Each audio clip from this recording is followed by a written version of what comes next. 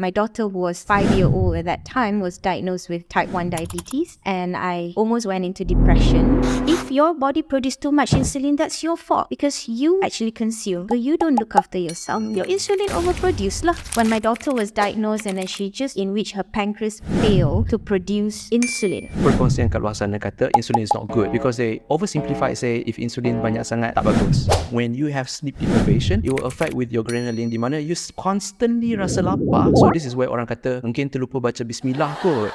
And studies have shown that people who have poor sleep carries higher risk of developing dementia. Sebab tu proses penuaan ni becomes accelerated if you don't have enough sleep because you don't give time to regenerate. Tahukah anda masalah tidur ada hubung kait antara otak dan juga metabolic syndrome? Hari ini guest saya seorang neurologist dari SJMC akan berkongsi tentang masalah otak dan hubung kaitnya dengan masalah tidur, migraine, epilepsy dan juga metabolic disease. Sebelum tu, saya dalam misi ingin mengurangkan 1% obesity di Malaysia. Anda juga boleh membantu saya dengan cara follow, like dan juga share dengan saudara mara anda. Welcome to Season 2, Episode 29. Please welcome Dr. Sherrini. Hi. Before we begin, thank you Doctor sebab ada masa to drop by for my podcast. Okay, before we begin, saya nak kongsi sikit cerita mengenai Dr. Sherrini. So, we knew each other when COVID kan? 2020. Back then, how we knew each other was because of her colleague, also a physician. Yes. And we were discussing about weight loss, eating habit, and I still remember this vividly.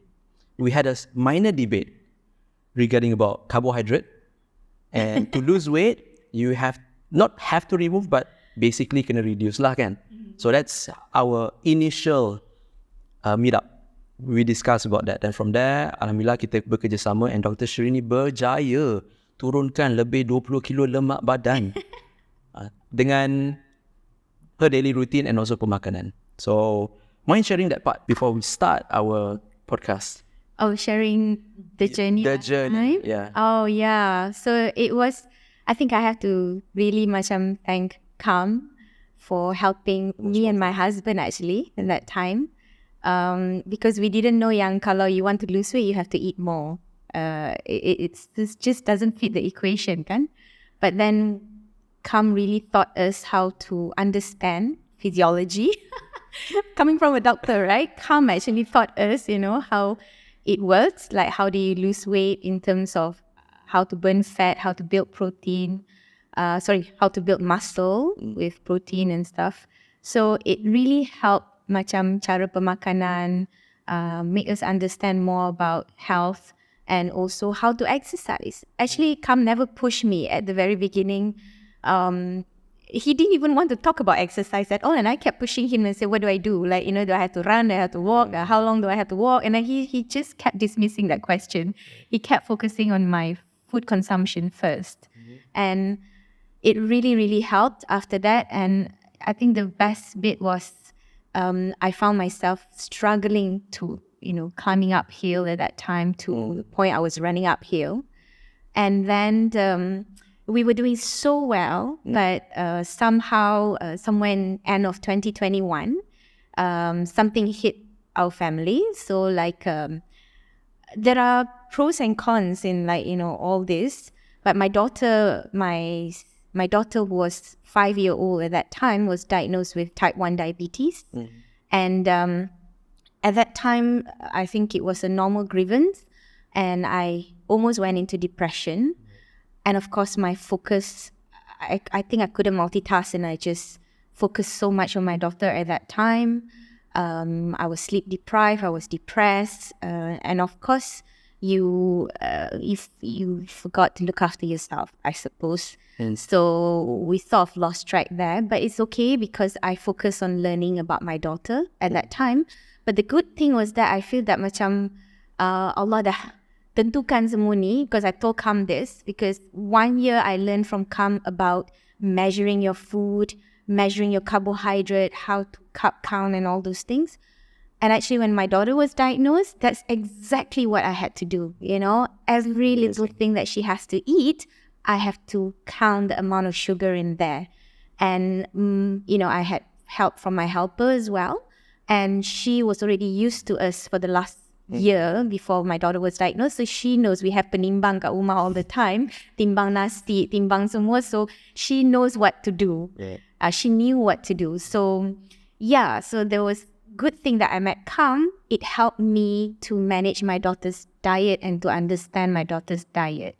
So now dah berapa tahun dah, Kam? About 2 years now. Yeah.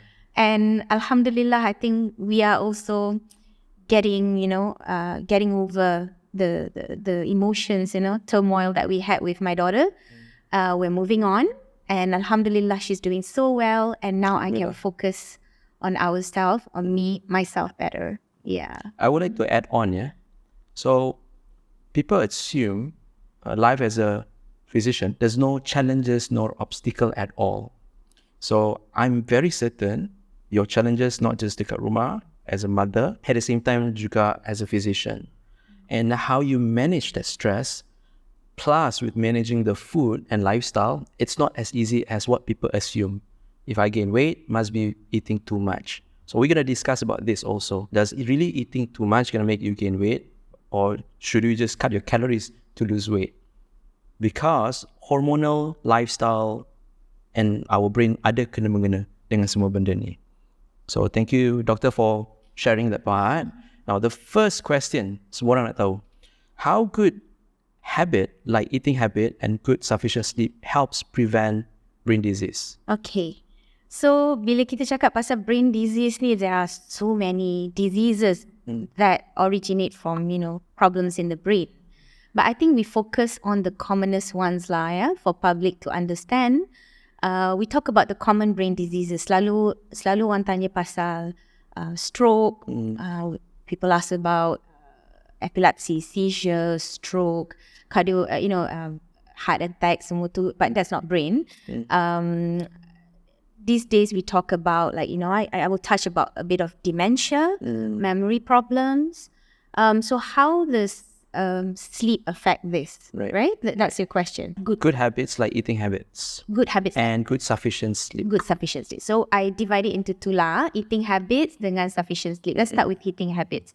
I think kita tahu, we know, but whether we want to follow it or not is another thing, or whether we have the time to follow it is another thing. So we all know, orang kata like berapa serangkai high cholesterol, high sugar, 3 serangkai, high cholesterol, high sugar, length of high blood pressure, and then of course obesity, smoking, alcohol. All this can contribute to poor health, including getting, you know, your risk of getting stroke, stroke in which you get blood clots in the brain, ataupun stroke can be divided into either you have blood clots in the brain or you have bleeding in the brain, or heart diseases, so blockage in the vessels of the heart and also the brain.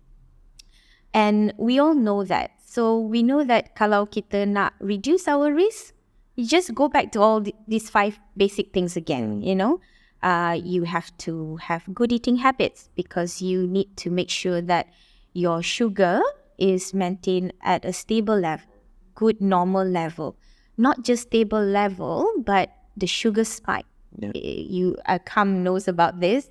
It's not just maintaining within the range of normal, but you also want to avoid the sugar spike. And then when we talk about sugar spike, it's interesting because when my daughter was diagnosed and then she just recently went into this, she needs insulin. So she has type 1 diabetes in which her pancreas failed to produce insulin. And we know insulin is important. Without insulin, whatever you eat in terms of that will eventually break down into sugar, it needs a key to get into the muscle. Kalau into the cell. Kalau you tak ada hormon insulin ni, this is a key. Tak ada hormon insulin ni, sugar tu akan linger in your blood, it won't go into your muscle. So you makan lah macam mana pun, sugar tu tak boleh pergi to your muscle, you won't get your energy, you will lose weight and all that. So because her pancreas doesn't function anymore, so she needs insulin all the time, either via injections, but now she actually managed to go on insulin pump, which gives her continuous insulin. And what I have learned from this insulin pump, because it gives you a continuous reading of your sugar, what you eat is so important, because katakan kalau pagi tu I bagi dia I bagi dia Coco Crunch lah, all these cereals kan, kids like cereals, her sugar was spiked to like 11 or 12. And then suddenly the insulin will, macam fire, nak reducekan dia punya sugar. Later she went into hypo, she felt sluggish, she didn't feel good. But if she start her day by eating simple thing, milk and oat biscuits, she loves oat biscuits, or she eat bread with peanut butter, Kam your favorite food, bread dengan peanut butter, you can see that the sugar didn't spike. And the whole day it will stay within range. So it's the sugar spike that can actually cause insulin resistance in people with type 2 diabetes. So you kena maintain you punya diet in terms of jaga you punya sugar. Number 2 is cholesterol. A lot of time people don't understand, and I still practice this and tell my patient from Kam juga. Dia kan, orang selalu kata, doktor saya tak makan benda bergoreng ni. Tak ada, saya makan I don't know, like some other food lah. Then I said, do you know how this food was cooked? How much oil is in that sauce? So this is where your source of oil is. Kam dulu bagi I makan satu sudu kecil oil je untuk satu hari nak masak kan. Based to her measurement lah. Bukan strictly tell her jangan makan minyak. It's based to her measurement. Based on my measurement. Bayangkan I masak sambal pakai satu sudu kecil minyak kan. I still eat them. So we don't understand this. It's not just the fried food. How you cook your food, the sauces that you eat has oil in there. And then also hypertension, blood pressure. You have to maintain good blood pressure, high in sodium, stress, good sleep. All these contribute to high blood pressure. And of course, the rest, you can control them. Stop smoking. Siapa yang minum alcohol, the non-Muslim and all that, reduce your alcohol consumption. Don't binge drinking and all that. Okay, I'm going to touch a bit about your daughter's punya health, because people's assumption are to get diabetes, you must be obese first, and usually it happens after the age of 30 because you're a parent, you're busy with work, tak cukup tidur semua. How come your daughter boleh kena? So I'm glad you asked this question, because first of all, my daughter is, I don't know where the genes come from, but she is super active. And she's so careful with her food. She's not the type yang like to eat chocolates. You boleh bagi chocolate cake kat dia, dia tak nak, dia eat yogurt. Wow. Yes, and she would choose fruits. And she's not the type yang will binge eat sweet stuff. So there's a difference between, there are two types that we're talking about. This is simple because there are a few types, but the basic one is type 1 diabetes and type 2 diabetes. So type 1 diabetes happens usually in the younger population, in which, as I said earlier, the pancreas, for some reason, fail to produce the hormone insulin, which is the key hormone that help your body take up glucose. Your cell and muscle take up glucose. Without this insulin, you cannot consume glucose in the muscles. So you won't get the energy, you will lose weight. In fact, if too high glucose in your body, it will have consequences. They build up in acid, they can go into comatose state, they can die. But in type 2 diabetes, different. Dia more to pemakanan and habits. Also genetic juga. So in type 1 diabetes, some people, because of genetic problems, but also maybe some post-viral infection. But a lot of time we don't know the reason. In type 2 is pemakanan kita. Kalau kita have poor eating habits, kita consume a lot of sugar, we build up belly fat, we put on weight, obese, we have poor sleep, we have a lot of stress. This all develop into insulin resistance, in which your pancreas is still producing insulin, but then it goes into overhaul juga, because they have to keep up with your sugar consumption, and the insulin keep having to shoot and try to bring this sugar into your muscle, but you have excessive sugar that turns into fat, and fat itself is a trigger for insulin resistance. So in this case, people have type 2 diabetes. In type 2 diabetes, doesn't mean that you need to go on insulin. there are oral medications that you can take apart from lifestyle changes. But eventually, if you still tak jaga juga while on oral medication, you punya pancreas pun pack up lah. Dia pun give up, and then you also need to go on insulin. With type 1, they cannot take oral medicine because they don't have insulin. The only treatment now is just giving insulin. So, okay, anak semua orang faham ya. Lumrah hidup, semua manusia akan ada organ tu yang sihat, and insulin tu memang akan ada untuk mengawal gula darah. Okay, so that's lumrah hidup. It's not insulin is bad thing. It's part and parcel of fisiologi badan manusia. Tapi ada orang kat luar sana atau ada perkongsian kat luar sana kata insulin is not good because they oversimplify, say if insulin banyak sangat tak bagus. So there's a role about insulin. Macam doktor sendiri kata, I want you to imagine this. Imagine that insulin is like a bus. There's a limited student can go inside the bus. The job of the bus is to send us pick up the student daripada rumah, hantar kat sekolah. That's the job. Meaning, insulin nak carry the glucose masuk dalam sel badan. That's its job. However, when it's too much glucose, tak bagus sangat. Over time, you boleh dapat diabetes. So, when orang dah ada diabetes, diorang terpaksa menggunakan this, for those yang inject insulin lah, terpaksa menggunakan insulin untuk kawal gula darah. So, I want to focus on this area. Insulin is not a bad thing. It's just a lumrah hidup. Cuma kalau terlampau banyak disebabkan lifestyle, tidur semua, dia jadi tak bagus. Insulin, I agree with you, Kam. There's nothing about our body yang Tuhan dah cipta ni tak bagus. Apa yang jadi tak bagus is our attitude, our habit. Do you know how precious that insulin is for type 1 diabetes? To actually have something yang would resemble how Tuhan dah cipta. Macam mana kita makan, berapa banyak insulin keluar. If your body produce too much insulin, that's your fault. Because you actually consume too much carbohydrate, you consume too much sugar, you don't look after yourself. Your insulin overproduce lah. Apa yang Tuhan dah cipta tu dah perfect dah sebenarnya. Betul. Totally agree on that. So I hope you all understand, insulin tu tak adalah jahat mana kan. So jangan takut. Kalau you makan gula sikit atau karbohidrat banyak, dia akan keluar untuk cuba kawal. The process we call homeostasis. Homeostasis adalah nak menstabilkan semua benda dalam badan. So that's regarding about the lifestyle and pemakanan. And sleep pula macam mana? Because people will just, one of the argument people selalu kata, okay coach, okay tak malam saya tak tidur? Because I always lepak. Tapi I tidur pagi. Is that still consider a good sleeping pattern?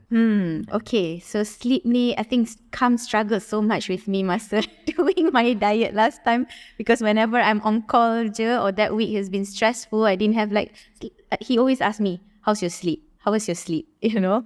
So I think it is important to, like before I answer Kam's question about changing your sleeping pattern tu, tidur siang, kerja malam, something like that. Let's talk about sleep, how it influences our health. Yes, okay? please. So first of all, we have to understand, orang sekarang ni pandai pasal sleep because they come with their expensive smartwatch. Terasa saya. Today, I slept very well. I went into deep sleep. I went into REM sleep, you know. Honestly, good you have the smartwatch. It gives you a bit of a general idea that you did move during your sleep. Okay, because that's what it measures. It measures movement. It measures in the more expensive smartwatch, they measure heart rate changes, right? So that's good. But the only way you can know whether you are in deep sleep or in REM sleep is actually doing a proper sleep study. No smartwatch can overtake this lah, kan? So now you have to understand about your sleep yang you come with the report tu. A smartwatch will give you all this report. You have to understand there are two parts of your sleep. You have your non-REM sleep and you have the REM. REM is rapid eye movement. Why they call it rapid eye movement? Because masa tu mata kita memang moving rapidly. That's why it's called rapid eye movement. So the non-REM sleep tu ada a few stages. It started off with you punya light sleep, stage 1. And then you start to doze off where your heart rate come down, your blood pressure come down, you felt your body temperature come down, metabolism dah start coming down. That's your stage 2 of sleep. And your brain wave pun kalau kita tengok dah slow down masa tu. And then come the deep sleep, which is stage 3. In stage 3, all your brain wave is so super slow masa ni. It's interesting, you know, to study of sleep because I have to look into sleep kan, and I have to report this test that we do. So in deep sleep ni is like this time kalau nak bangun memang kata dah tidur mati tu. This is your deep sleep. You kejut macam mana pun susah nak bangun.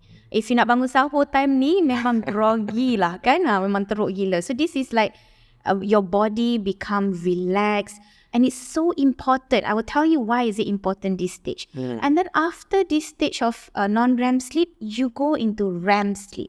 And this is REM sleep ni, your brain wave start to wake up. Your brain wave is just like you are awake, tapi your body is paralyzed. Right. This is your dream state, you know. Masa ni lah you nak dream everything semua, but why you're paralyzed is a protection to you. Because you don't want to act out your dream and injure yourself atau tendang you punya spouse ke apa kan. Right. So in brain diseases, there are stages of this sleep that are affected. For example, people who later on develop dementia or Parkinson disease, they might have problem with their REM sleep much early on. Right. So they act out in their dream. So the spouse might say, he talks in his sleep a lot, you know, and he talks and he punches and he kick in his sleep. So this is what we call REM behavior disorder, REM sleep behavior disorder. And when we see this, we have to really look out for, you know, whether there's patients got early sign of Parkinson disease, early signs of dementia and all those things, yeah? Okay. So this is REM sleep. So why is it important to have this good sleep? So berapa hours kita kena have good sleep? On average, I think we aim to about maybe 9 to 10 hours of sleep. But a lot of time we can't do that. So maybe we try to aim 7 to 8 hours. Right. And 25% of this sleep, which is roughly about 2 hours, like less than 2 hours, has to be your deep sleep. It has to be your deep sleep. And I think this is what your watch is trying to say. You move ke tak move. Right. Okay, so this is your deep sleep. Why is it important? Sebab masa kita go into deep sleep, this is the time where our brain relaxes. This is the time they, take time to regenerate cell growth. This is the time they nak heal you punya tissue, muscle, everything. Sebab tu proses penuaan ni kan becomes accelerated if you don't have enough sleep because you don't give time to regenerate these cells and all that. And then during this time of sleep juga, this is the time where everything that you've learned during the day being processed in the brain. You imagine macam during the non-REM dengan the deep sleep dengan the REM sleep ni, whatever you learn today, you simpan dekat desktop you. Right. And then bila malam you nak tidur non-REM dengan REM tu, is the time where now you dah ada banyak folder, you nak masukkan dalam you punya OneDrive ke Google Drive. If you do organize you punya OneDrive and Google Drive, you want to know, yang ni go into this folder, this one go into this folder, this one has a bit of relationship with that folder. Right. That's what happened at night. Masa you tidur in non-REM and REM, whatever you learn that day, it gets consolidated with your old memories. So what you've learned that day, the brain itself kata, yang ni match dengan yang ni. Yang ni kita link all the puzzles together and becomes your long-term memory. So you imagine kalau your sleep, you don't go into deep sleep, you wake up or you have shorter deep sleep, you wake up, if accumulated over time, this is a time where people say, I cannot concentrate, I cannot remember, I have poor memory. Children why we want them to actually sleep in a long period of time, because this is the time where they are learning, they are consolidating this memory. And you think about how you wake up today, you brush your teeth, you jalan, you drive your car, semua tu benda you tak payah fikir. Betul. All these are in your REM sleep.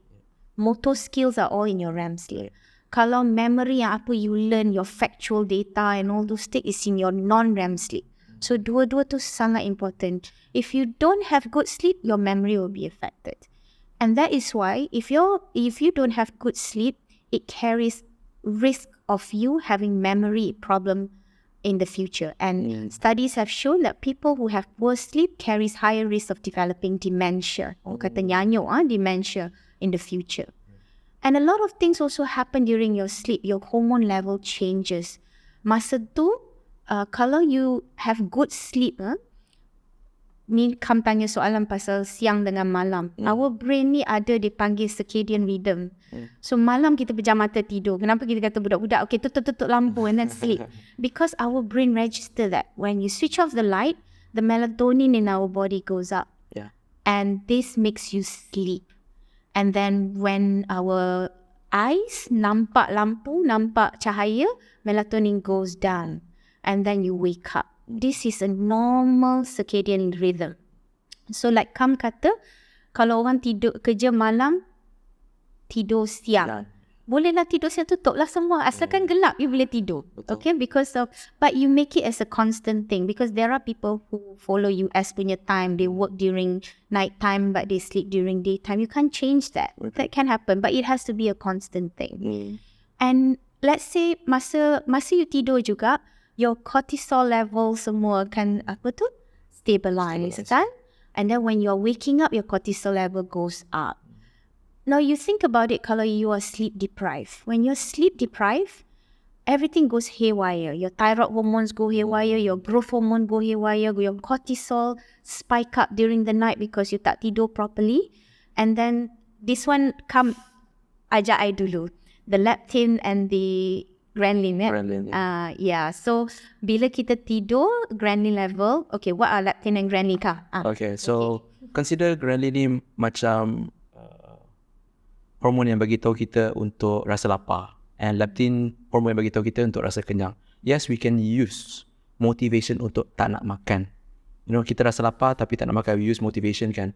But we have no control regards to this hormone.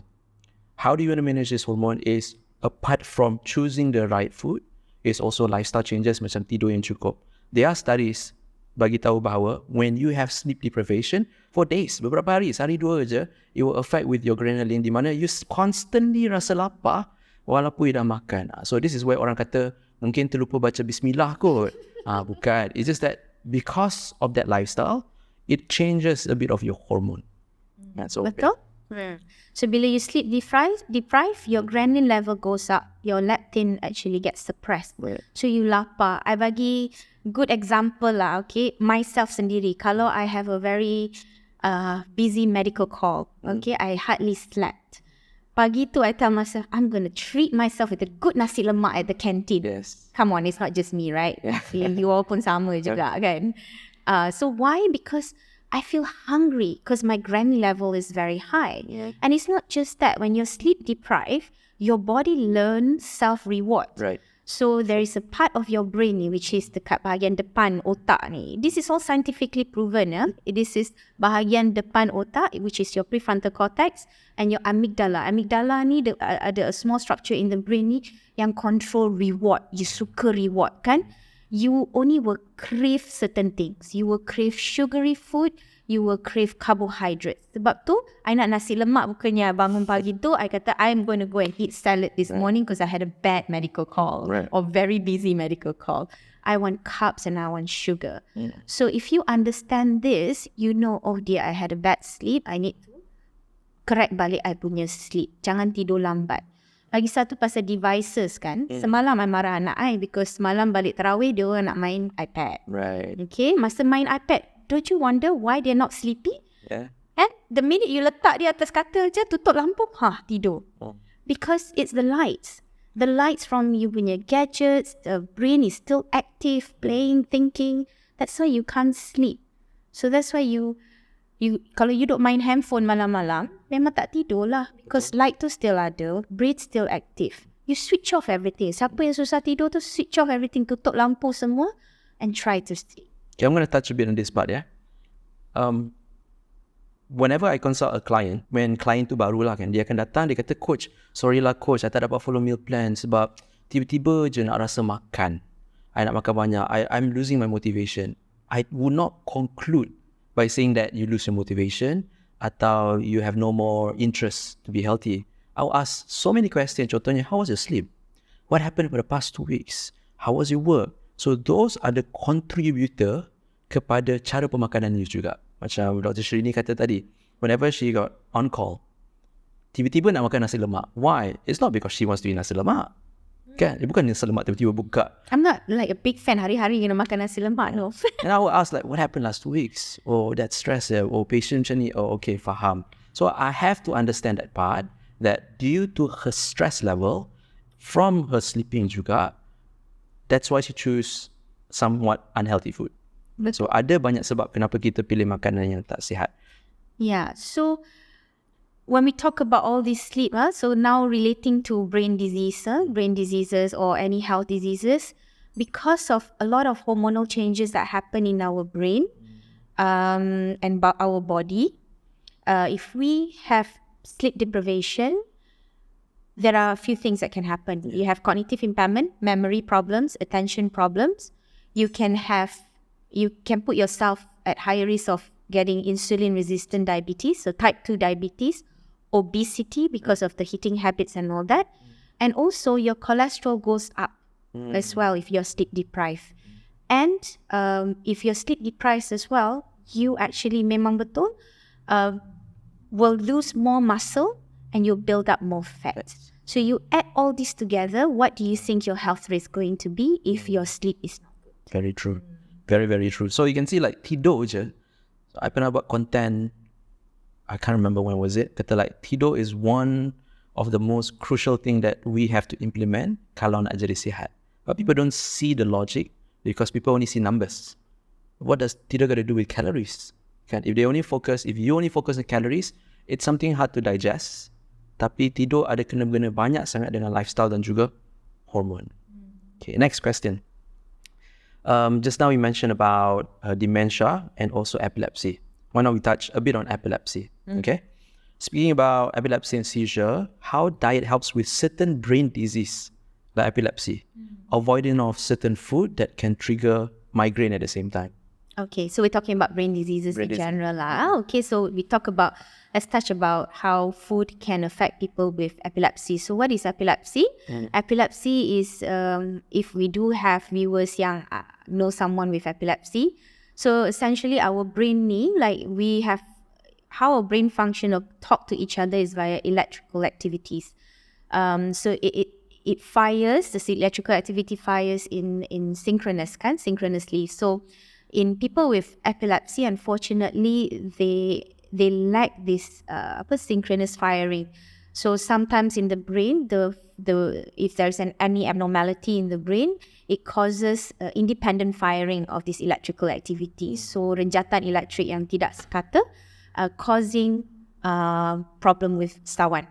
So sawan yang kita selalu tahu ialah macam stiffening of the limbs, kejang otot, kancing gigi, all those things kan. Tapi sawan can also happen in a different ways, maybe change in mood, change in behavior of someone. So people who have epilepsy, they have to rely on medications, or sometimes there are other type of treatments that they can go to depending on the cause of the epilepsy. So there are the banyak causes of epilepsy. Some of them due to brain structure problems, abnormality like stroke, brain injury, brain infection, ataupun abnormal development of the brain. Okay, so let's talk about epilepsy. Most of the time we treat epilepsy with medications, most of the time. But somehow in 30% of patients, we find that they are treatment resistant. So of course, there are other alternatives. If they are suitable, they might be able to go for surgery. If not, there are devices that we can use to modulate or modulate the brain to help control their seizures. Tapi in some patients, they ask about how can they control their seizures with diet. So more and more studies are coming out to show that, if patient actually makan or adopt ketogenic diet, which Kam actually has helped a few of our patients with treatment-resistant epilepsy, advising them on how to adopt ketogenic diet. So I think Kam can actually explain more about this ketogenic diet.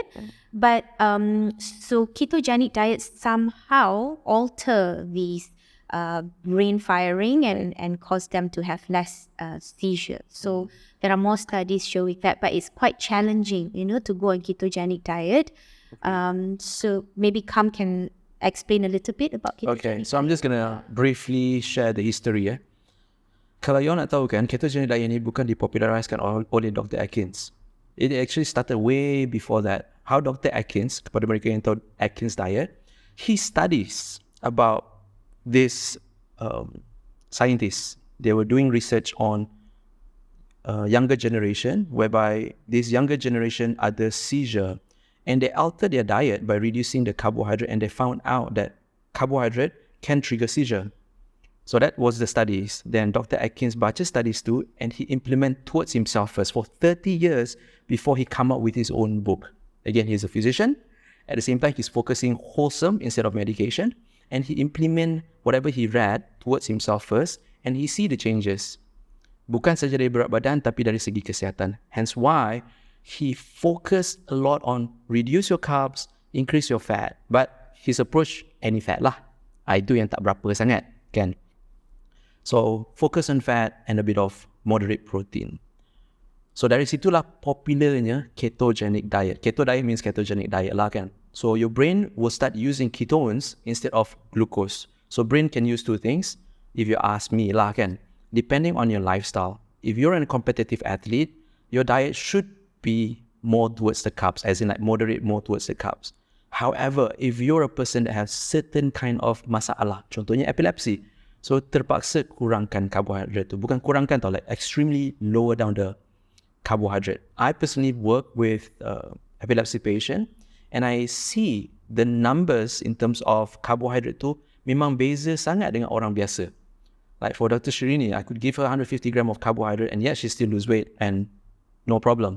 For epilepsy client, if I do give her 100 gram of carbohydrate, she still lose weight, but she will kena seizure. So I have to be cautious with that part. I also work with Dr. Sherrini punya colleague untuk membantu patient tersebut. So diet plays a lot of role regarding about epilepsy dan juga seizure. Now, I also do understand stroke patient pun boleh kena seizure. Betul tak?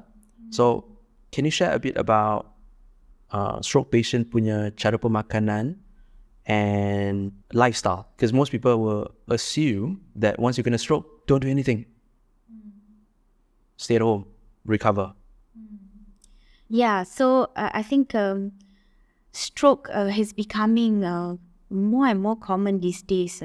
I think kita tak boleh tengok disease as one entity. Kita kena tengok as a whole. Kalau you kata pasal risk factors of stroke kan, you are also seeing, you tengok balik budak-budak sekarang ni. They are a lot more obese children. Right. Okay, there are more type 2 diabetes. How many times I actually encounter 16, 17 years old, because I'm adult physician kan, so I see 16 and above. So 16, 17 years old yang datang, and then, diabetes. And I thought, is this like my child? Is this type 1, So I will refer to the endocrinologist and they said, no, this is type 2. Right. And I will say, what, so young? Yeah. And then my colleague will say, recently I had a 12 years old with type 2 diabetes. Right. So you bayangkan type 2 diabetes umur 12 tahun.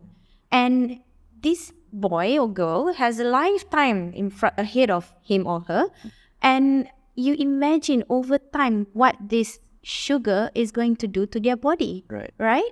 And high cholesterol, obesity. So we are seeing that much early on. So because of that, and stress, again, poor sleep, stress and all those things. So we are seeing more and more people with stroke now, even in their 30s. My youngest stroke was 26 years old, and all these things.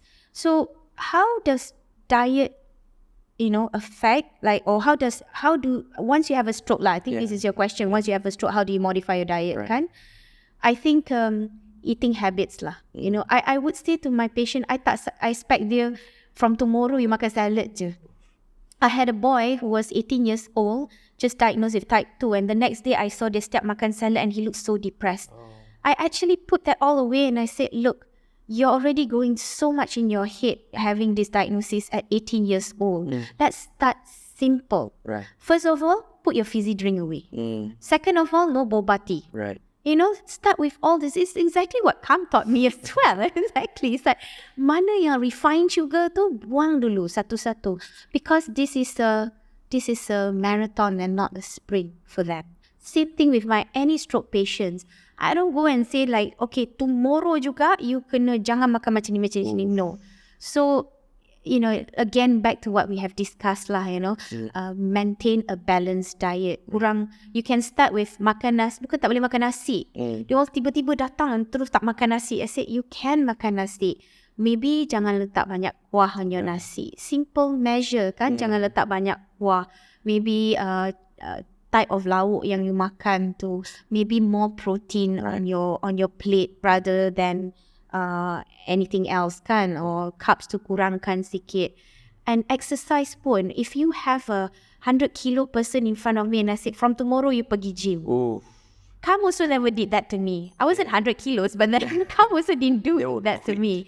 So you start slow. Again, cholesterol, makanan cholesterol, carbohydrate, sugar, refined sugar, kena kurangkan lah.